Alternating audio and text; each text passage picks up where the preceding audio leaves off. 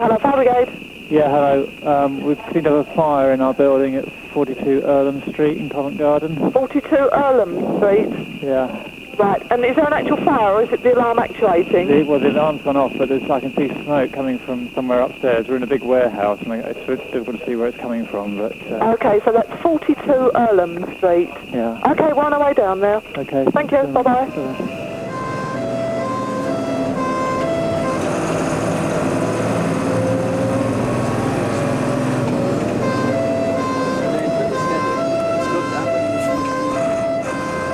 Station Officer David Townsend, a member of London's Fire Brigade's Fire Investigation Unit, was on duty that night.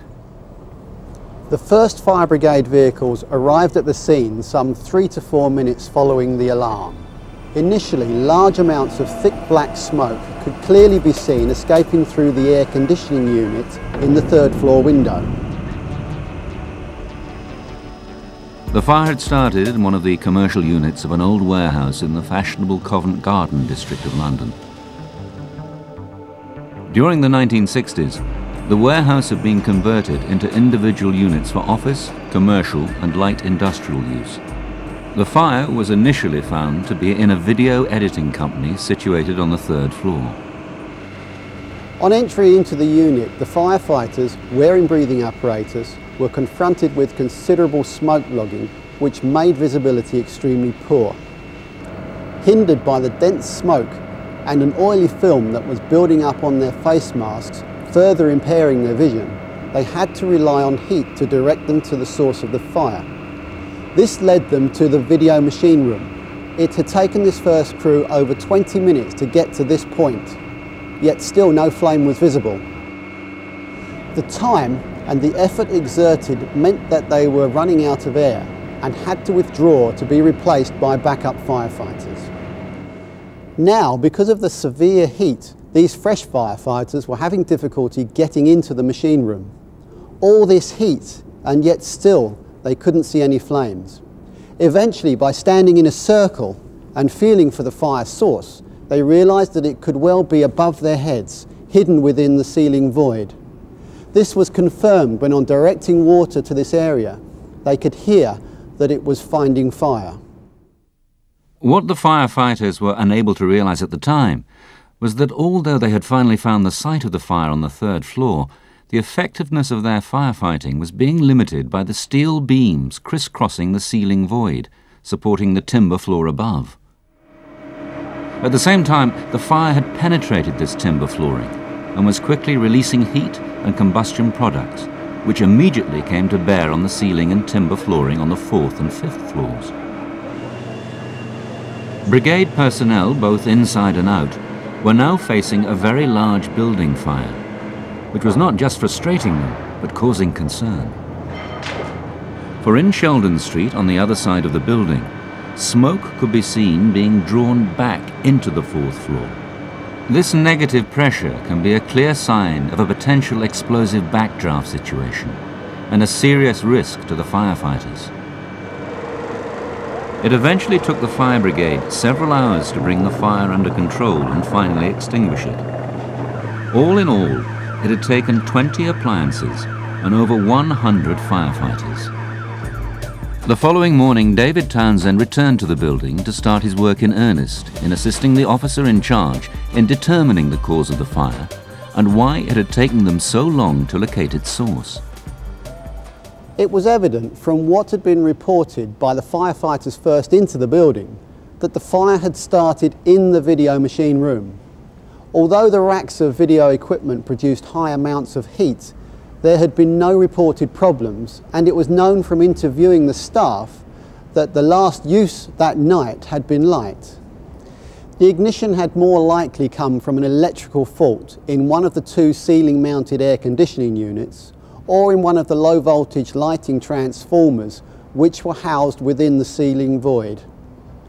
Such was the scale of destruction caused by the fire, we are never going to be able to positively determine which of these devices was responsible.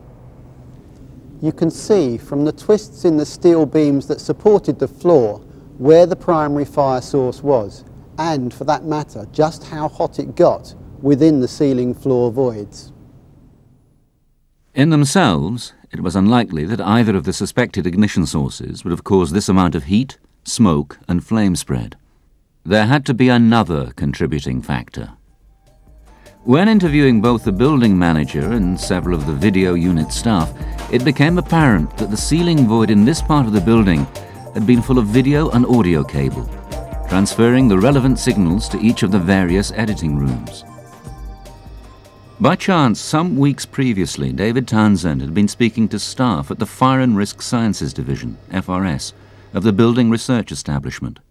They had mentioned to him that they were currently investigating cable fires in hidden voids in buildings. Working in conjunction with the UK government and representatives from prominent members of the cable and allied industries from around the world, FRS had for several years been drawing attention to these problems and suggesting solutions through an extensive program of real-scale fire research, much of which has been published. With David Townsend's approach to FRS, it allowed the independent research professionals and product producers for the first time to fully collaborate with fire investigators on an actual fire involving communication cables. For over 9 years now, FRS has been studying the ever-growing problem of cable fires in buildings. Over this period, FRS has worked in partnership with the UK Government Department, which is responsible for administering the fire regulations in England and Wales, and also with major cable and cable materials manufacturers. During this period, there have been a number of high-profile fires in buildings around the world, where a cable installation has been blamed for the spread of fire and fire products. The fire at the Seven Dials complex in London gave the researchers at FRS an ideal opportunity to link their experimental program to a real building fire, where the cable installation in a hidden void had been heavily implicated. Such was the unique opportunity presented by this fire that a number of European and US material and cable producers agreed to fund FRS in a study of the cable's involvement in this fire. Most of the cable that was installed within the ceiling void at Seven Dials had been consumed within the fire. FRS needed about 5 kilometres of the cable to be able to carry out research utilising a number of industry standard fire tests. One of FRS's industry partners produced a replica cable based upon the original construction and materials. Standard fire tests for cables are designed to give an accurate measurement of their spread of flame, burning droplets, heat output and smoke density. To be able to draw a comparison with the tests conducted on the Seven Dials cable, it was decided to similarly test a modern enhanced fire performance cable. Along with these standard tests, FRS also looked to utilise their real-scale reference rig developed some years earlier and designed to reproduce the fire conditions to be found in a typical building ceiling void containing cables. Whilst this rig is fully instrumented to give very detailed measurements of temperature, flame spread, smoke density and oxygen levels, it also allows for the recording of high-quality video and stills photography. This unique imagery shows the replica Seven Dials video cable, which has been installed in a ceiling void, and ignited at one end from a burner flame placed within the room below and directly in line with a missing ceiling tile. At 2 minutes and 5 seconds, the cable can be clearly seen to give off thick black smoke. And by 3 minutes 15 seconds, only the flame itself can be seen. At 4.5 minutes, complete obscuration.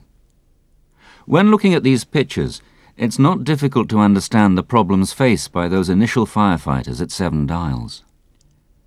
By 7 minutes, the smoke has cleared sufficiently to be able to see that not only is the whole length of cable now alight, but burning molten droplets of cable material have dripped from the cable itself and started pool fires on the ceiling tiles below.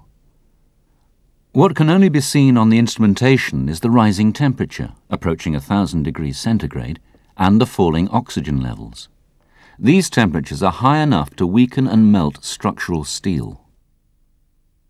A large fire that is starved of oxygen can lead to the potentially explosive backdraft phenomenon, recognised by David Townsend during the actual fire and demonstrated in earlier research using this test rig.